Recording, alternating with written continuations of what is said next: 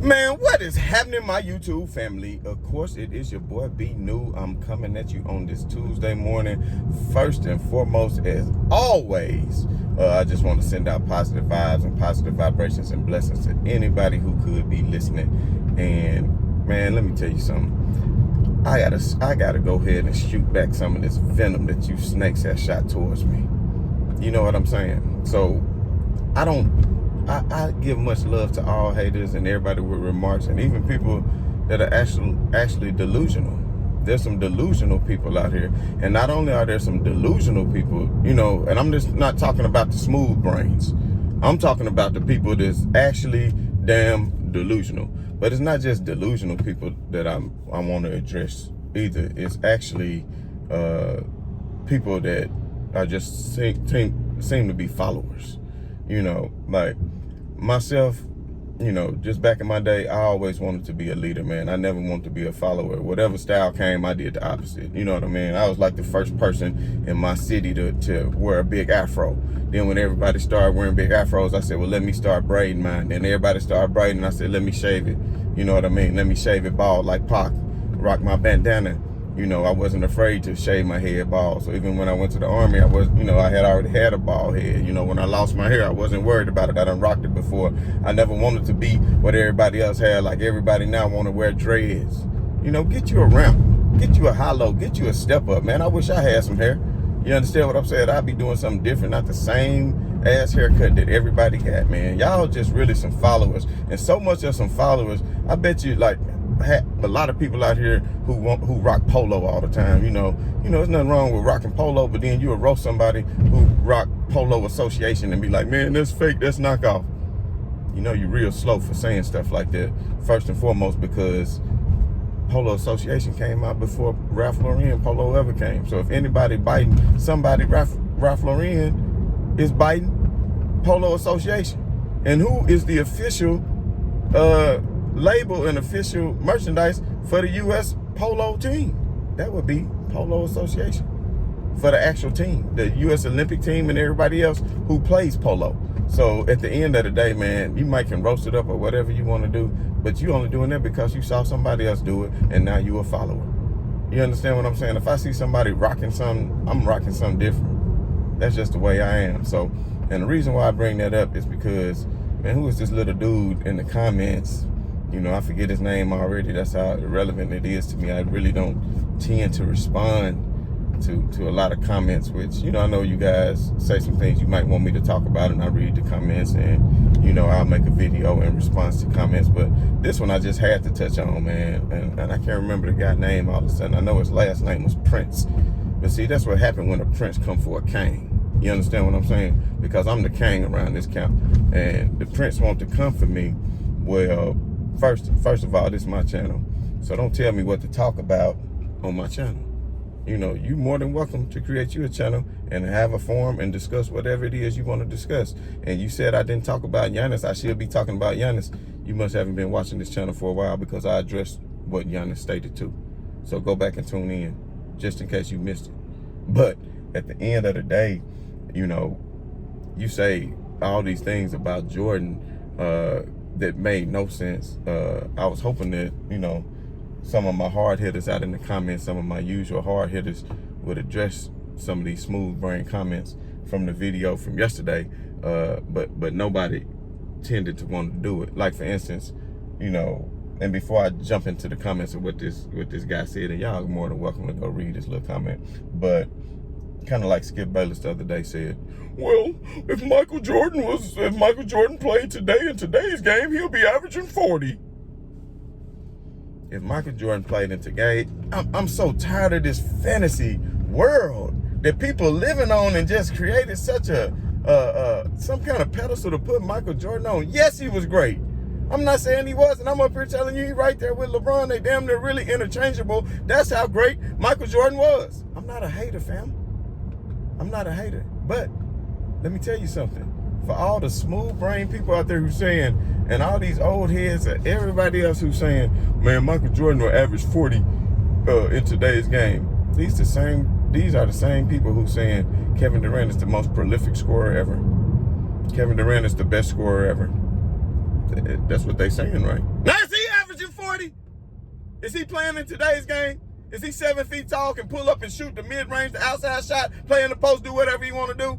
Oh, he's the most prolific and skilled scorer ever. Why he not averaging 40?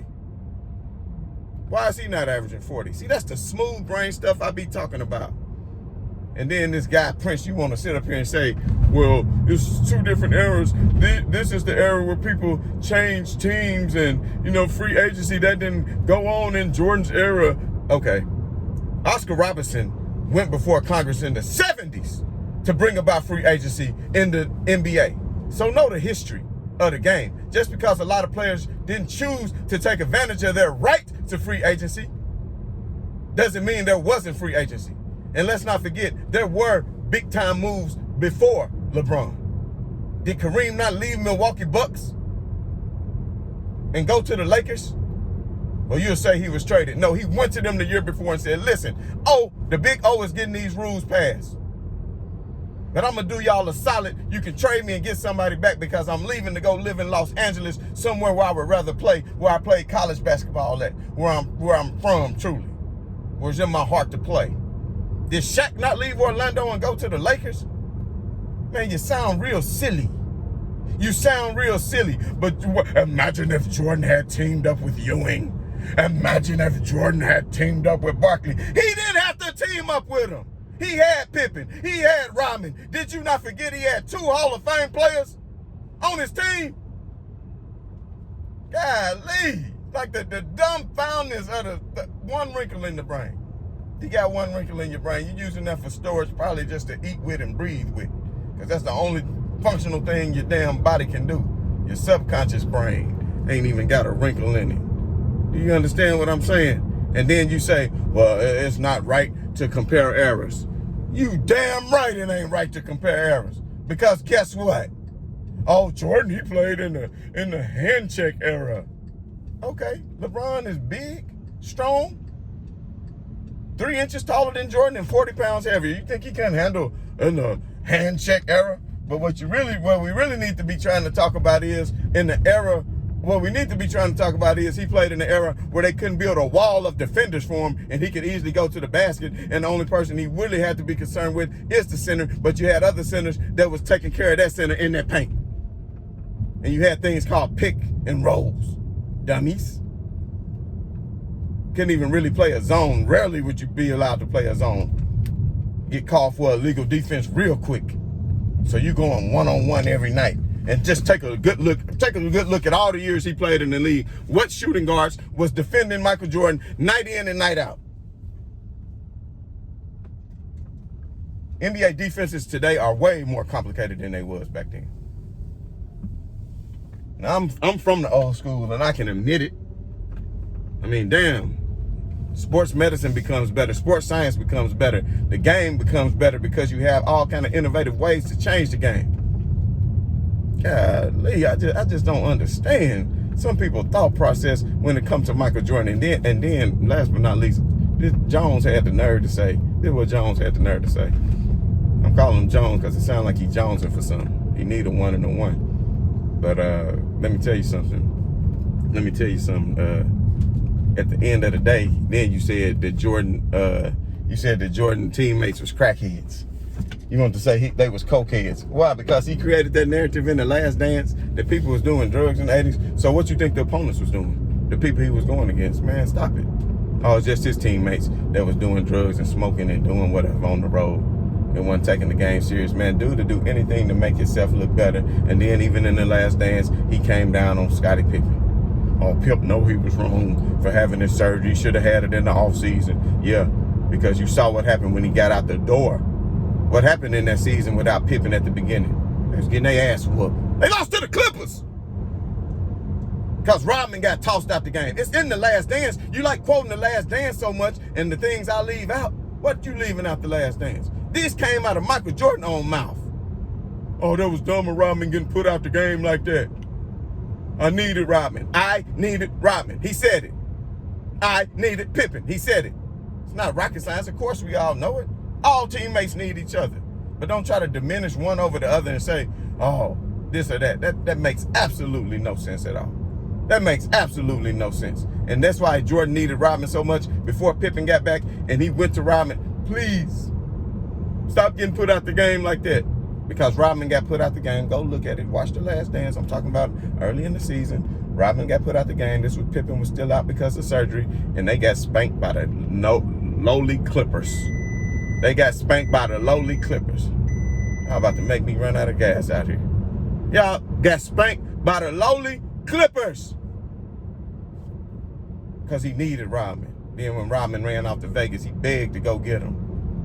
If it was anybody else, he wouldn't be going to beg to go get him, running off to Vegas to find him. He'd be like, man, forget them. Forget them. Let's just win. That's what he would be doing. Now, am I right or wrong? Yes. That he needed Rodman. We all know he needed Rodman.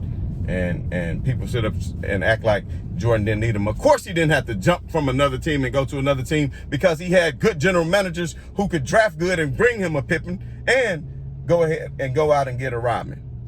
So think about that for a minute. Yeah. You're always talking about who Jordan teamed up, who LeBron teamed up with, but don't have that same energy for Kevin Durant. So what? LeBron, but then the same smooth brain people will sit up here and say, well, Jordan lost all in the 80s. Well, he was going against 4 Hall of Famers. That wasn't fair. But when LeBron was going against 4 Hall of Famers, oh, well, that's okay. So he decided to use his free agent option that he has to go to another team and play. Jordan didn't have to exercise that because they brought the players to him. It was 4 against 1, just like LeBron playing against Boston. Of course, okay, so he used his free agent option. But it was fine for Jordan to lose against 4. But no, well, hold on. All of a sudden, when did Jordan start winning? It wasn't in the 80s. It wasn't in the 80s when Magic and Bird was dominating. When did, well, people like Skip Bayless, well, he had to grow, he had to get stronger. No, the Celtics left, and so did the Lakers. And then you had expansion, and you added 4 new teams, which watered down the talent even more. Let's just face it. The level of the competition was not as great as it is now. And at the end of the day, it was even people like Dr. J. Go back and check it. I'm going to find these links. Dr. J, Isaiah Thomas, Kareem Abdul-Jabbar, Magic Johnson, who went on record, who were even getting interviewed at some of Jordan's finals, like during halftime. And they were asking, well, would this team win? And they were saying the 76ers will wipe the floor with them. With Big Moses Malone, Dr. J. But a lot of these players said, well, the league is so watered down now because they have brought about the expansion and added four new teams, which watered down the competition. So even these, what Magic Johnson and these other players were saying is, you used to have 3 or 4 good players on one team. Well, now all of a sudden you only got 1 good player on the team because it's more spread out. At the most, 2 good players on the team, and those teams that had 2 really good players were the teams that was competing for titles, i.e. Phoenix Suns, which they only had 1 Hall of Famer, Charles Barkley. Portland Trail Blazers, only 1 Hall of Famer. Clyde Drexler, he played the Supersonics, only 1 Hall of Famer. Gary Payton, and we know Sean Kemp was great, but he was not a Hall of Famer. He was great, but if he's that great, why is he not in the Hall of Fame? And why did he not have the consistency? Because he chose the buffet line. He chose the buffet line over basketball. So let's not act like discipline and working out and taking care of your body is not a part of this. Do you understand what I'm saying? And still, at the end of the day, it was a more deeper Bulls team against every team that they faced in the finals. Not one time did Jordan have the inferior team when he went against another team in the finals. So don't act like he just willed a sorrier team to victory. And as far as what you're saying, my other guy, I think See It Vicious or whoever in the comments was saying, well, Jordan was rusty. It's because he's the GOAT. How could he drop 50 if he was rusty because he's the GOAT? Well, if he the damn GOAT, why he couldn't beat Orlando? Don't pick and choose when he the damn GOAT. The team was better. Why do y'all think one man can beat a team? When he clearly couldn't beat Boston, he couldn't beat the team. But you make excuses for him. Well, he came back and swept Orlando the next year. No, the Bulls came back and swept Orlando the next year after Hope Grant went down in game 1 and after you added Dennis Rodman to help defend Shaq. Because if the Bulls didn't add Dennis Rodman, they wouldn't have beat Orlando again. Man, be serious. Be serious. Get the dope out your veins and the hope in your brains. You would never, ever get nowhere smoking the pipe. Man, y'all about to make me run out of gas. Let me get up out of here. But, you know, it's still all in fun, y'all. I'm not really upset. You know what I'm saying? I'm just passionate. Especially when you got smooth brainers out there. You know what I mean? I'm about to start my badges.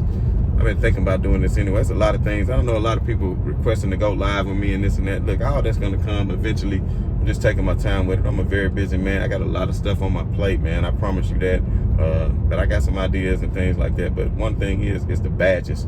That way only people with wrinkles in their brain can comment.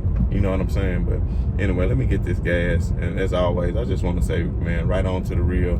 Man, much love to these haters. I'm out.